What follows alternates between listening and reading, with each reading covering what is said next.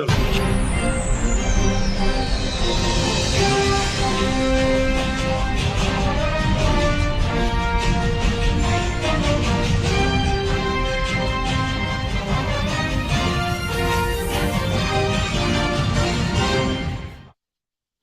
ਸਤਿ ਸ਼੍ਰੀ ਅਕਾਲ। ਤੁਸੀਂ ਜੁੜੇ ਹੋਏ ਹੋ ਪੰਜਾਬੀ ਰੇਡੀਓ ਐਸੇ ਦੇ ਨਾਲ ਤੇ ਮੈਂ ਹਾਂ ਪ੍ਰਵੀਨ ਸ਼ਰਮਾ ਲੈ ਕੇ ਹਾਜ਼ਰ ਹਾਂ ਪ੍ਰੋਗਰਾਮ ਖਬਰ ਤੇ ਨਜ਼ਰ। ਖਬਰ ਤੇ ਨਜ਼ਰ ਪ੍ਰੋਗਰਾਮ ਦੇ ਵਿੱਚ ਕੀ ਅਹਿਮ ਤੇ ਕੀ ਖਾਸ ਖਬਰਾਂ ਨੂੰ ਲੈ ਕੇ ਚਰਚਾ ਕਰਨ ਦੇ ਲਈ ਜੁੜ ਚੁੱਕੇ ਨੇ ਪੰਜਾਬ ਤੋਂ ਸੀਨੀਅਰ ਪੱਤਰਕਾਰ ਅਤੇ ਸਰਗਰਮ ਕਾਰਕੁਨ ਆਗੂ ਦੀਪਕ ਸ਼ਰਮਾ ਚਨਾਰਥਲ ਜੀ। ਸ਼ਰਮਾ ਸਤਿ ਸ਼੍ਰੀ ਅਕਾਲ, ਸਵਾਗਤ ਹੈ ਜੀ ਪੰਜਾਬੀ ਰੇਡੀਓ ਐਸੇ। ਸਤਿ ਸ਼੍ਰੀ ਅਕਾਲ ਪ੍ਰਵੀਨ ਜੀ, ਸਾਰੇ ਦਰਸ਼ਕਾਂ ਨੂੰ ਸਰੋਤਿਆਂ ਨੂੰ ਪਿਆਰ ਭਰੀ ਸਤਿ ਸ਼੍ਰੀ ਅਕਾਲ। ਸਤਿ ਸ਼੍ਰੀ ਅਕਾਲ ਜੀ। ਪ੍ਰੋਗਰਾਮ ਦੇ ਵਿੱਚ ਅੱਗੇ ਵਧਣ ਤੋਂ ਪਹਿਲਾਂ ਧੰਨਵਾਦ ਕਰਦੇ ਚਲੀਏ ਸਪਾਂਸਰਸ ਦਾ ਜਿਹੜੇ ਜ਼ਰੀਆ ਬਣਦੇ ਨੇ ਇਹਨਾਂ ਪ੍ਰੋਗਰਾਮਾਂ ਨੂੰ ਤੁਹਾਡੇ ਤੱਕ ਪਹੁੰਚਾਉਣ ਦੇ ਲਈ। ਖਾਲਸਾ ਇੰਸ਼ੋਰੈਂਸ ਏਜੰਸੀ ਵਾਲੇ ਜਿਨ੍ਹਾਂ ਤੋਂ ਤੁਸੀਂ ਹਰ ਤਰੀਕੇ ਦੀ ਇੰਸ਼ੋਰੈਂਸ ਲੈ ਸਕਦੇ ਹੋ। ਇੰਸ਼ੋਰੈਂਸ ਬਾਰੇ ਪਤਾ ਕਰਨ ਦੇ ਲਈ ਇਹਨਾਂ ਦਾ ਨੰਬਰ ਹੈ 468 272 2500।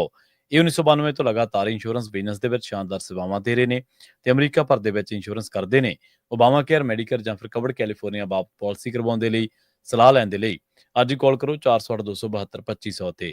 ਟਰਕੀਅਨ ਇਮੀਗ੍ਰੇਸ਼ਨ ਲਾ ਫਰਮ ਵਾਲੇ ਜੇ ਟਰਕੀਆਨਾ ਟੋਨੀ ਟਰਕੀਆਨਾ ਦੇ ਨਾਲ ਤੁਸੀਂ ਯੂਐਸ ਇਮੀਗ੍ਰੇਸ਼ਨ ਬਾਬਤ ਕੋਈ ਵੀ ਸਲਾਹ ਕਰਨੀ ਹੈ, ਕੋਈ ਵੀ ਸਵਾਲ ਪੁੱਛਣਾ ਤੇ ਇਹਨਾਂ ਦਾ ਨੰਬਰ ਹੈ 415 909 0503। ਗੁਰਦੀਪ ਸਿੰਘ ਬਿਰਦੀ ਕਲੋਵਿਸ, ਮਨਦੀਪ ਸਿੰਘ, ਸੰਦੀਪ ਕੌਰ ਸੈਨ ਹੋਜ਼ੇ, ਅਮਰੀਕ ਸਿੰਘ ਅਟਵਾਲ, ਜਰਨੈਲ ਸਿੰਘ ਯੂਨੀਵਰਸਿਟੀ, ਗੁਰਨਾਮ ਸਿੰਘ ਐਂਟੀਲੋਪ ਤੇ ਜਰਨੈਲ ਸਿੰਘ ਸਿਆਟਲ ਤੋਂ। ਇਹਨਾਂ ਸਾਰੇ ਹੀ ਸਪਾਂਸਰਸ ਦਾ ਬਹੁਤ-ਬਹੁਤ ਧੰਨਵਾਦ। ਤੇ ਜੇਕਰ ਤੁਸੀਂ ਵੀ ਪੰਜਾਬੀ ਡੀਐਸਏ ਦੇ ਇਹਨਾਂ ਪ੍ਰੋਗਰਾਮਾਂ ਨੂੰ ਸਪਾਂਸਰ ਕਰਨਾ ਚਾਹੁੰਦੇ ਹੋ ਤਾਂ ਸਟੂਡੀਓ ਦਾ ਨੰਬਰ ਹੈ 468 272 5200। ਅੱਜ ਦਾ ਇੱਕ ਖਬਰ ਤੇ ਨਜ਼ਰ ਪ੍ਰੋਗਰਾਮ ਸਾਲ 2025 ਦੀ 2 ਜੂਨ ਦਾ ਪ੍ਰੋਗਰਾਮ ਹੈ ਤੇ ਦਿਨ ਅੱਜ ਸੋਮਵਾਰ ਹੈ। ਜਿਵੇਂ ਸ਼ਰਮਾ ਜੀ ਆਪਾਂ ਸ਼ੁਰੂਆਤ ਦੇ ਵਿੱਚ ਹੀ ਗੱਲ ਕਹੀ ਹੈ ਕਿ ਅੱਜ ਦਾ ਇਹ ਪ੍ਰੋਗਰਾਮ 2 ਜੂਨ ਦਾ ਪ੍ਰੋਗਰਾਮ ਹੈ ਤੇ ਜੂਨ ਦੇ ਪਹਿਲੇ ਹਫ਼ਤੇ ਜਾਂ ਜੂਨ ਦੇ ਜਿਹੜਾ ਪਹਿਲਾ ਪਹਿਰ ਹੈ ਉਹ 1984 ਦੇ ਹਿਸਾਬ ਦੇ ਨਾਲ ਉਸ ਪ੍ਰਪੇਖ ਤੋਂ ਦੇਖੀਏ ਜਾਂ ਪੰਜਵੇਂ ਪਾਤਸ਼ਾਹ ਦੀ ਸ਼ਹਾਦਤ ਦੇ ਪ੍ਰਪੇਖ ਤੋਂ ਦੇਖਿਆ ਜਾਵੇ ਤਾਂ ਉਹ ਬੜਾ ਅਹਿਮ ਤੇ ਬੜਾ ਸੰਵੇਦਨਸ਼ੀਲ ਹੈ। ਦੁਨੀਆ ਭਰ ਦੇ ਵਿੱਚ ਇਹ ਥਾਟ ਹੈ, ਇਹ ਮੰਨਿਆ ਜਾਂਦਾ ਹੈ ਕਿ ਜਿਸ ਵੀ ਖਿੱਤੇ ਨੇ ਕੋਈ ਸੰਕਟ ਦੇਖਿਆ ਹੋਵੇ, ਭੂਗੋਲਿਕ ਤੌਰ ਤੇ ਕੋਈ ਖਿੱਤਾ ਹੈ, ਕੋਈ ਵਸੋਂ ਹੈ ਜਾਂ ਕਿਸੇ ਕੌਮ ਨੇ ਕੋਈ ਸੰਕਟ ਦੇਖਿਆ ਹੋਵੇ, ਕੋਈ ਉਹਨਾਂ ਦਿਨਾਂ ਦੇ ਵਿੱਚੋਂ ਉਸ ਦੇ ਉੱਤੇ ਬਹੁਤ ਜ਼ਿਆਦਾ ਜ਼ਬਰ ਤੇ ਜ਼ੁਲਮ ਹੋਇਆ ਹੋਵੇ ਤਾਂ ਉਹ ਲੋਕ ਆਪਣੇ ਲੀਡਰਾਂ ਵੱਲ ਝਾਕਦੇ ਨੇ। ਉਹਨਾਂ ਨੂੰ ਲੱਗਦਾ ਹੈ ਕਿ ਸ਼ਾਇਦ ਇਹ ਕੋਈ ਪ੍ਰੋਗਰਾਮ, ਇਹ ਕੋਈ ਏਜੰਡਾ ਤੈਅ ਕਰਨਗੇ, ਉਲੀਕਣਗੇ ਤੇ ਉਸ ਤੋਂ ਬਾਅਦ ਆਪਾਂ ਇਹਨਾਂ ਦੇ ਵਿੱਚੋਂ ਨਿਕਲ ਕੇ ਅੱਗੇ ਵਧਾਂਗੇ। ਗੱਲ ਕਰੀਏ ਇਸ ਟਾਈਮ ਪੰਥਕ ਲੀਡਰਸ਼ਿਪ ਦੀ, ਦਿਨ ਬੜੇ ਸੰਵੇਦਨਸ਼ੀਲ ਨੇ, ਬੜੇ ਸੰਜੀਦਾ ਦਿਨ ਨੇ। ਜਿਹੜੇ ਸਿੱਖ ਵੀ ਹੈ ਨਹੀਂ ਲੋਕ ਪਰ ਉਹ ਨਿਆਂ ਪਸੰਦ ਲੋਕ ਨੇ, ਇਨਸਾਫ ਪਸੰਦ ਲੋਕ ਨੇ, ਉਹ ਇਹਨਾਂ ਦਿਨਾਂ ਦੇ ਵਿੱਚ ਜ਼ਰੂਰ ਇਹਨਾਂ ਦਿਨਾਂ ਦੇ ਉੱਤੇ ਚਰਚਾ ਕਰਦੇ ਨੇ, ਖਾਸ ਤੌਰ ਤੇ ਜੋ ਸ੍ਰੀ ਅੰਮ੍ਰਿਤਸਰ ਸਾਹਿਬ ਦੇ ਵਿੱਚ ਦਰਬਾਰ ਸਾਹਿਬ ਦੇ ਉੱਤੇ ਹੋਏ ਹਮਲੇ ਦੇ ਰੂਪ ਦੇ ਵਿੱਚ ਵਾਪਰਿਆ ਸੀ। ਪਰ ਦੂਜੇ ਪਾਸੇ ਜਿਹੜੀ ਪੰਥਕ ਲੀਡਰਸ਼ਿਪ ਹੈ ਉਹ ਤਾਂ ਖਿੰਡੀ ਪੁੰਡੀ ਤਾਂ ਹੈ ਹੀ ਹੈ, ਉਹਨਾਂ ਦੀਆਂ ਸੁਰਾਂ ਤਾਂ ਮਿਲ ਹੀ ਨਹੀਂ ਰਹੀਆਂ, ਪਰ ਅੱਜ ਕੱਲ੍ਹ ਤਾਂ ਉਹਨਾਂ ਦੇ ਆਮੋ ਸਾਹਮਣੇ ਟਕਰਾਅ ਨਜ਼ਰ ਆ ਰਹੇ ਨੇ ਜੀ ਆਪਸ ਵਿੱਚ ਦੀ। ਬਿਲਕੁਲ ਪ੍ਰਵੀਨ ਜੀ, ਜਿਵੇਂ ਤੁਸੀਂ ਸ਼ੁਰੂ 'ਚ ਹੀ ਗੱਲ ਕੀਤੀ ਕਿ ਇਹ ਦਿਨ ਉਹ ਨੇ ਜਦੋਂ ਜੂਨ 84 ਵਾਪਰਿਆ ਜੀ। ਜੂਨ 84 ਦੇ ਵਿੱਚ ਜਿਸ ਤਰ੍ਹਾਂ ਫੌਜਾਂ ਚੜ੍ਹ ਕੇ ਆਈਆਂ ਤੇ ਸੱਚਖੰਡ ਸ੍ਰੀ ਦਰਬਾਰ ਸਾਹਿਬ ਦੇ ਉੱਤੇ ਜਿਵੇਂ ਫੌਜੀ ਹਮਲਾ ਹੋਇਆ ਤੇ ਉਸ ਸਭ ਦੇ ਦਰਮਿਆਨ ਸ੍ਰੀ ਅਕਾਲ ਤਖ਼ਤ ਸਾਹਿਬ ਢਹਿ ਢੇਰੀ ਹੋਇਆ ਤੇ ਜਿਹੜੇ ਉੱਥੇ ਆਮ ਸੰਗਤ ਦੇ ਰੂਪ 'ਚ ਸ਼ਰਧਾਲੂ ਵੀ ਗਏ ਹੋਏ ਸੀ ਉਹ ਵੀ ਜਿਵੇਂ ਮਾਰੇ ਗਏ ਹੈ ਨਾ। ਉਹ ਸਾਰੀਆਂ ਘਟਨਾਕ੍ਰਮ ਦੇ ਹਵਾਲੇ ਨਾਲ ਹਰ ਸਾਲ ਜਦੋਂ ਜੂਨ ਮਹੀਨਾ ਆਉਂਦਾ, ਉਹਦਾ ਪਹਿਲਾ ਹਫ਼ਤਾ ਆਉਂਦਾ ਤਾਂ ਪੰਜਾਬ ਇੱਕ ਵੱਖਰੀ ਸੰਵੇਦਨਾ ਔਰ ਵੱਖਰੇ ਰੋਹ 'ਚੋਂ ਗੁਜ਼ਰਦਾ ਜੀ। ਇਹ ਦਿਨ ਇੱਕ ਵੱਖਰੀ ਹੀ ਇਹ ਤਰ੍ਹਾਂ ਦੀ ਤੁਹਾਡੇ ਅੰਦਰ ਟੁੱਟ ਭੱਜ ਚੱਲ ਰਹੀ ਹੁੰਦੀ ਹੈ। ਔਰ ਖਾਸ ਕਰਕੇ ਪਹਿਲਾ ਹਫ਼ਤਾ 1 ਜੂਨ ਤੋਂ ਲੈ ਕੇ ਜਾਂ 2 ਜੂਨ ਤੋਂ ਲੈ ਕੇ 6 ਤਰੀਕ ਤੱਕ ਤਾਂ ਬਿਲਕੁਲ ਸੋ ਇਸੇ ਨੂੰ ਧਿਆਨ 'ਚ ਰੱਖਦਿਆਂ SGPC ਨੇ ਵੀ ਬਕਾਇਦਾ ਤੌਰ ਤੇ 4 ਜੂਨ ਨੂੰ ਸ਼੍ਰੀ ਅਖੰਡ ਪਾਠ ਸਾਹਿਬ ਦੇ ਪਾਠ ਰੱਖੇ ਜਾਣੇ ਆ, 6 ਜੂਨ ਨੂੰ ਭੋਗ ਪੈਣਗੇ, ਉਸ ਤੋਂ ਬਾਅਦ ਦੀਵਾਨ ਸਜਣਗੇ ਤੇ ਦੀਵਾਨ ਸਜਣ ਤੋਂ ਬਾਅਦ ਫਿਰ ਕੌਮ ਦੇ ਨਾਮ ਸੰਦੇਸ਼ ਪੜ੍ਹਿਆ ਜਾਣਾ ਅਕਾਲ ਤਖ਼ਤ ਸਾਹਿਬ ਤੇ ਜਥੇਦਾਰ ਸਾਹਿਬ ਵੱਲੋਂ। ਠੀਕ ਹੈ। ਹੁਣ ਪੇਚ ਇੱਥੋਂ ਹੀ ਫਸਣਾ ਸ਼ੁਰੂ ਹੁੰਦਾ। ਉਹ ਕਹਿੰਦੇ ਕਿ ਅਜੇ ਜਥੇਦਾਰ ਗਿਆਨੀ ਕੁਲਦੀਪ ਸਿੰਘ ਗੜਗੱਜ ਕੌਮ ਦੇ ਸਰਵ ਪ੍ਰਮਾਣਿਤ ਜਥੇਦਾਰ ਨਹੀਂ, ਫਿਰ ਉਹ ਸੰਦੇਸ਼ ਕਿਵੇਂ ਪੜ੍ਹਨਗੇ ਜੀ। ਬਾਬਾ ਹਰਨਾਮ ਸਿੰਘ ਧੂਮਾ ਦਮਦਮੀ ਟਕਸਾਲ ਦੇ ਮੁਖੀ ਨੇ। ਅਗਲਾ ਕਹਿੰਦਾ ਮੈਂ ਨੰਗਾ ਚਿੱਟਾ ਚਾਹੇ BJP ਦੇ ਘਰੇ ਜਾਵਾਂ, ਚਾਹੇ ਵਿਹੜੇ ਜਾਵਾਂ, ਚਾਹੇ ਵੋਟਾਂ ਮੰਗਾ, ਚਾਹੇ ਕੁਛ ਕਰਾਂ, ਹੈ ਨਾ, ਪਰ ਇੱਥੇ ਮੈਂ ਝੰਡਾ ਗੱਡ ਕੇ ਇਹ ਕੰਮ ਕਰਨਾ ਕਿ ਵੀ ਮੈਂ ਜੱਦਰ ਗਿਆਨੀ ਕੁਲਦੀਪ ਸਿੰਘ ਗੜਗੱਜ ਨੂੰ ਕੌਮ ਦੇ ਨਾਮ ਸੰਦੇਸ਼ ਨਹੀਂ ਪੜ੍ਹਨ ਦੇਣਾ ਜੀ, ਕਿਉਂਕਿ ਉਹ ਕਹਿੰਦੇ ਜੀ ਸਰਵ ਪ੍ਰਮਾਣਿਤ ਨਹੀਂ ਹੈਗੇ। ਹਾਂ, ਇਹਦੇ ਵਿੱਚ ਕੋਈ ਦੋ ਰਾਏ ਨਹੀਂ। ਸੰਤ ਜਰਨੈਲ ਸਿੰਘ ਭਿੰਡਰਾਲਿਆਂ ਦੇ ਮੁੰਡਿਆਂ ਨੇ, ਉਹਨਾਂ ਦੇ ਪੁੱਤਰਾਂ ਨੇ ਇਨਕਾਰ ਕਰਤਾ ਕਿ ਅਸੀਂ ਜੱਦਰ ਗੜਗੱਜ ਤੋਂ ਸਨਮਾਨ ਨਹੀਂ ਲੈਣਾ। ਠੀਕ ਹੈ ਜੀ। ਇਹ ਬਹੁਤ ਵੱਡਾ ਪੱਖ ਹੈ। ਇੱਕ ਇਸ ਪੱਖ ਤੋਂ SGPC ਨੂੰ ਬਚਣਾ ਚਾਹੀਦਾ। ਦੂਸਰੇ ਪਾਸੇ ਕੁਝ ਪੰਥਕ ਪਰਿਵਾਰ ਗੜਗੱਜ ਦੀ ਪਿੱਠ ਤੇ ਵੀ ਆ ਗਏ। ਉਹਨਾਂ ਚੋਂ ਸ਼ਹੀਦ ਪਰਿਵਾਰਾਂ ਚੋਂ ਵੀ ਹੈਗੇ ਤੇ ਇਧਰੋਂ ਜਿਹੜੇ ਹਰ ਸਾਲ ਇਹਨਾਂ ਦਿਨਾਂ 'ਚ ਉੱਥੇ ਕੋਈ ਨਾ ਕੋਈ ਪੰਗਾ ਪੈ ਜਾਂਦਾ ਸੀ ਜਾਂ ਪਾ ਲੈਂਦੇ ਸੀ ਸਿਮਰਜੀਤ ਸਿੰਘ ਮਾਨ, ਉਹ ਐਕਚੁਅਲੀ ਕਹਿੰਦੇ ਮੈਂ ਗੜਗੱਜ ਨਾਲ ਖੜਾ, ਐਂ ਕਿਵੇਂ ਨਹੀਂ ਪੜ੍ਹਨ ਦੇਣਾ ਉਹਨੂੰ ਕੌਮ ਦੇ ਨਾਮ ਸੰਦੇਸ਼। ਤੇ ਪਰ ਇਹ ਵੀ ਸੱਚਾਈ ਹੈ ਕਿ ਪਿਛਲੇ ਦਿਨਾਂ 'ਚ ਇੱਕ ਪੰਥਕ ਪਰਿਵਾਰ ਨੇ, ਸ਼ਹੀਦ ਪਰਿਵਾਰ ਨੇ ਗਿਆਨੀ ਕੁਲਦੀਪ ਸਿੰਘ ਗੜਗੱਜ ਤੋਂ ਸਰੋਪਾ ਲੈਣ ਤੋਂ ਵੀ ਇਨਕਾਰ ਕਰਤਾ ਸੀ। ਸੋ ਇਹ ਦੋਏ ਧਾਰਾਵਾਂ ਬਰਾਬਰ ਚੱਲ ਰਹੀਆਂ। ਇੱਕ ਤਰ੍ਹਾਂ ਕਹਿੰਦੀ ਕਿ ਜਦੋਂ ਹੁਣ ਜਥੇਦਾਰ ਹੈ ਤੁਹਾਨੂੰ ਜਥੇਦਾਰ ਮੰਨੋ, ਜੀ ਜੀ। ਦੂਜੀਆਂ ਕਹਿੰਦੀਆਂ ਕਿ ਨਹੀਂ, ਜਦੋਂ ਸਰਬ ਪ੍ਰਮਾਣ ਤੇ ਨਹੀਂ, ਰਾਤ ਨੂੰ ਮੂੰਹ ਹਨੇਰੇ 'ਚ ਬਿਨਾਂ ਗੁਰੂ ਗ੍ਰੰਥ ਸਾਹਿਬ ਦੀ ਹਜ਼ੂਰੀ ਤੋਂ ਤੁਸੀਂ ਉਹਨਾਂ ਨੂੰ ਦਸਤਾਰਬੰਦੀਆਂ ਕਰਦੇ ਹੋ ਤੇ ਇਸ ਤਰ੍ਹਾਂ, ਕਿ ਇਹ ਨਹੀਂ ਮਨਜ਼ੂਰ। ਹੁਣ ਇਹ ਸਾਰੀ ਲੜਾਈ ਇਹ ਉਹਨਾਂ ਦਿਨਾਂ 'ਚ ਹੈ, ਜਿਵੇਂ ਤੁਸੀਂ ਕਹਿ ਰਹੇ ਸੀ ਕਿ ਲੋਕ ਲੀਡਰਸ਼ਿਪ ਕਰਨੀ ਦੇਖਦੇ ਨੇ, ਇਹਨਾਂ ਕੰਨੀ ਕੀ ਦੇਖੇ ਜੀ। ਅੱਜ ਦੀ ਤਰੀਕ 'ਚ ਜਿਹੜਾ ਬੰਦਾ ਦਰਬਾਰ ਸਾਹਿਬ ਜਾਊਗਾ, ਜਿਹੜਾ ਬੰਦਾ ਸ਼੍ਰੀ ਅਕਾਲ ਤਖਤ ਸਾਹਿਬ ਤੇ ਨਤਮਸਤਕ ਹੋਣ ਜਾਊਗਾ, ਜਿਹੜਾ ਬੰਦਾ ਅੰਮ੍ਰਿਤਸਰ ਵਾਲੇ ਪਾਸੇ ਨੂੰ ਵੀ ਜਾਊਗਾ, ਜਾਂ ਜਿਹੜਾ ਘਰਾਂ 'ਚ ਵੀ ਬੈਠਾ ਹੈ, ਦੂਰ ਦੁਨੀਆ ਪਰ 'ਚ ਕਿਤੇ ਵੀ ਬੈਠਾ ਹੈ ਨਾ, ਉਹ ਘੱਟੋ ਘੱਟ ਇਹਨਾਂ ਦਿਨਾਂ 'ਚ ਮਾਨਸਿਕ ਤੌਰ ਤੇ ਉਹਦਾ ਮਨ ਉੱਥੇ ਜ਼ਰੂਰ ਪਹੁੰਚਦਾ ਹੈ। ਪਰ ਜਦੋਂ ਉੱਥੇ ਅਜਿਹਾ ਟਕਰਾਅ ਹੋਊਗਾ ਕਿ ਅਸੀਂ ਫਿਰ ਦੁਨੀਆ ਨੂੰ ਕੀ ਸੰਦੇਸ਼ ਦਾਂਗੇ ਕਿ ਅਸੀਂ ਆਪਣੇ ਇਹ ਦਿਹਾੜੇ ਕਿਵੇਂ ਮਨਾਉਂਦੇ ਹਾਂ। ਸਹੀ ਹੈ, ਬਿਲਕੁਲ।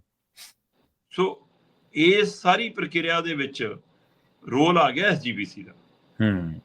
ਹੁਣ SGPC ਦੇ ਪ੍ਰਧਾਨ ਨੇ ਐਡਵੋਕੇਟ ਹਰਜਿੰਦਰ ਸਿੰਘ ਧਾਮੀ, ਮਤਲਬ ਉਹ ਜਥੇਦਾਰ ਗੜਗੱਜ ਤੇ ਬਾਬਾ ਹਰਨਾਮ ਸਿੰਘ ਧੂਮਾ ਦੇ ਵਿਚਾਲੇ ਜੇ ਰੈਫਰੀ ਵਾਲਾ ਰੋਲ ਵੀ ਨਿਭਾਉਣਗੇ ਤਾਂ ਵੀ ਉਹਨਾਂ ਦਾ ਡੱਕਾ ਧੂਮਾ ਵਾਲੇ ਪਾਸੇ ਹੀ ਹੈ, ਕਿਉਂਕਿ ਉਹ ਵੀ ਜਥੇਦਾਰ ਗਿਆਨੀ ਕੁਲਦੀਪ ਸਿੰਘ ਗੜਗੱਜ ਨਾਲ ਅਜੇ ਤੱਕ ਨਾ ਤਾਲਮੇਲ 'ਚ ਨੇ, ਨਾ ਸੰਪਰਕ 'ਚ ਨੇ, ਨਾ ਕੋਈ, ਜਦੋਂ ਕਿ SGPC ਔਰ ਨੇ ਹੀ ਸਾਰਾ ਕਾਰਜ ਵਿਧਾ ਚਲਾਉਣੀ ਹੁੰਦੀ ਹੈ।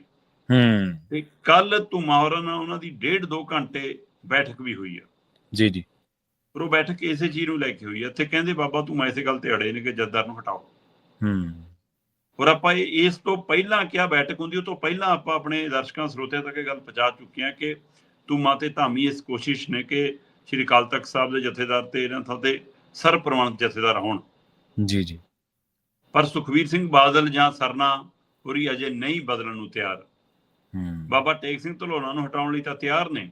ਇੱਥੋਂ ਤੱਕ ਕਿ ਪਤਾ ਹੀ ਵੀ ਲੱਗਿਆ ਕਿ ਜਥੇਦਾਰ ਗਿਆਨੀ ਕੁਲਦੀਪ ਸਿੰਘ ਗੜਗੱਜ ਤੋਂ ਸ਼੍ਰੀ ਅਕਾਲ ਤਖਤ ਸਾਹਿਬ ਦੀ ਜਥੇਦਾਰੀ ਜਿਹੜੀ ਕਾਰਜਕਾਰੀ ਤੌਰ ਤੇ ਹੁਣ ਸੇਵਾ ਮਿਲੀ ਹੋਈ ਆ, ਉਹ ਵੀ ਵਾਪਸ ਲੈਣ ਲਈ ਤਿਆਰ ਨੇ। ਪਰ ਉਹ ਕਹਿੰਦੇ ਹਲੇ ਕੇਸਗੜ੍ਹ ਸਾਹਿਬ ਦੇ ਬਣੇ ਰਹਿਣਗੇ। ਤੇ ਧੂਮਾ ਕਹਿੰਦਾ ਨਾ, ਸਾਰੇ ਥਾਵਾਂ ਤੋਂ ਹਟਾਓ। ਹੁਣ ਇਹ ਸਾਰੀ ਪ੍ਰਕਿਰਿਆ ਦੇ ਵਿੱਚ ਜੇ ਕਿਸੇ ਨੂੰ ਜੇਲ੍ਹ ਚੋਂ ਜਿਹੜੇ ਬੈਠੇ ਨੇ, ਜੇ ਉਹਨਾਂ ਚੋਂ ਕਿਸੇ ਨੂੰ ਲਾਇਆ ਜਾਂਦਾ ਤਾਂ ਵੀ ਫਿਰ ਕਾਰਜਕਾਰੀ ਤਾਂ ਕਿਸੇ ਹੋਰ ਨੂੰ ਇਹ ਸੰਦੇਸ਼ ਪੜੂਗਾ, ਕੋਈ ਹੋਰੇ ਚਲਾਊਗਾ, ਫਿਰ ਉਹ ਕੌਣ? ਜੀ ਜੀ। ਸੋ ਇਹ ਜਦੋਂ ਸਥਿਤੀ ਬਣੀ ਤਾਂ ਇਹਦੇ ਵਿੱਚ ਕਹਿੰਦੇ ਕਿ ਇਹ ਵੀ ਸੰਭਾਵਨਾ ਹੈ ਕਿ ਹੋ ਸਕਦਾ 6 ਤਰੀਕ ਤੋਂ ਪਹਿਲਾਂ ਹੀ ਨਵਾਂ ਜਥੇਦਾਰ ਮਿਲ ਜਾਵੇ ਕੌਮ ਨੂੰ, ਕਿਉਂਕਿ ਧੂਮਾ ਮੰਨੇ ਨਹੀਂ ਧਾਮੀ ਦੇ ਮਨਾਇਆ ਵੀ। ਜੀ ਜੀ। ਪਰ ਧੂਮਾ ਨੂੰ ਮਨਾਉਣਾ ਕੀ SGPC ਲਈ ਇਸ ਲਈ ਜ਼ਰੂਰੀ ਹੋ ਗਿਆ ਕਿ ਉਹਦੇ ਨਾਲ ਸੰਤ ਸਮਾਜ ਹੈ, ਜਾਂ ਇਸ ਲਈ ਜ਼ਰੂਰੀ ਹੋ ਗਿਆ ਕਿ ਉਹਦੀ ਪਿੱਠ ਤੇ BJP ਹੈ? ਸਵਾਲ ਤਾਂ ਇਹ ਵੀ ਆ। ਪਰ ਜਿਹੜੀ ਟਕਰਾਅ ਵਾਲੀ ਸਥਿਤੀ ਆ ਉਸ ਦੇ ਵਿੱਚ ਜੇ ਸਿਮਰਜੀਤ ਮਾਨ ਵੀ ਕੁੱਦ ਰਹੇ ਨੇ ਤੇ ਜਥੇਦਾਰ ਗਿਆਨੀ ਕੁਲਦੀਪ ਸਿੰਘ ਗੜਗੱਜ ਨੇ ਵੀ ਕਹਿਤਾ ਕਿ ਜੋ ਮਰਜ਼ੀ ਹੋ ਜਾਵੇ, ਜੇ ਮੈਨੂੰ ਜਥੇਦਾਰ ਸੇਵਾ ਮਿਲੀ ਹੈ ਮੈਂ ਤਾਂ ਕੌਮ ਦੇ ਨਾਮ ਸੰਦੇਸ਼ ਪੜੂੰਗਾ, ਇਹਦਾ ਤਾਂ ਟਕਰਾਉਣ ਲਈ ਉਹ ਵੀ ਤਿਆਰ ਨੇ।